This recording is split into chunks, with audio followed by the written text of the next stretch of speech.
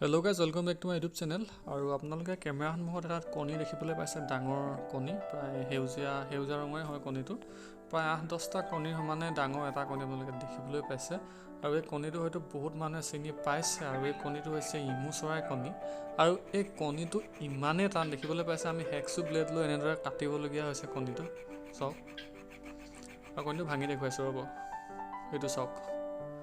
ইমান ডাঙৰ এটা কণী, ভিতৰৰ কুহুমটো ইমান ডাঙৰ, প্ৰায় 10-15জন মানুহে এটা কণী খাব পাৰিব। আৰু আপোনালোককতো অলৰেডি ক'লোৱে যে এইটো ইমু চৰাই কণী। ইমু চৰাই যদি বহুতে চিনি পাবও পাৰে, বহুতে চিনি নাপাবও পাৰে। আপোনালোকে যদি চিনি পোৱা নাই, তেনে গুগলত ছাৰ্চ কৰিলে আপোনালোকে পাই যাব এই কণীটো। আৰু আমি যেনেদৰে লোকেল কণী বা ফাৰ্মৰ কণী আমি যেনেদৰে খাওঁ, এইটো কণী ঠিক তেনেদৰে আমি খাব পাৰোঁ। আৰু এই কণীটোৰ দাম হৈছে 2000 পৰা 3000 টকা। বহুত দাম, মানে জেনেৰেল কণীতকৈ বহুত দাম এই কণীটোৰ দাম। বৰ্তমান সময়ত লাহে লাহে অসমতো কিছুমান মানুহে ইমু চৰাই পুহিবলৈ ধৰিছে, বিশেষকৈ নামনি অসম ছাইডে বেছিকৈ মানুহে পুহিবলৈ ধৰিছে। কিন্তু উজনি অসম ছাইডে বৰ্তমানলৈকে ইয়াৰ প্ৰভাৱটো ইমান পৰা নাই। যদি আপোনালোকে ইচ্ছা কৰে তেন্তে ইমু চৰাই তেন্তে আপোনালোকে পুহিব পাৰে।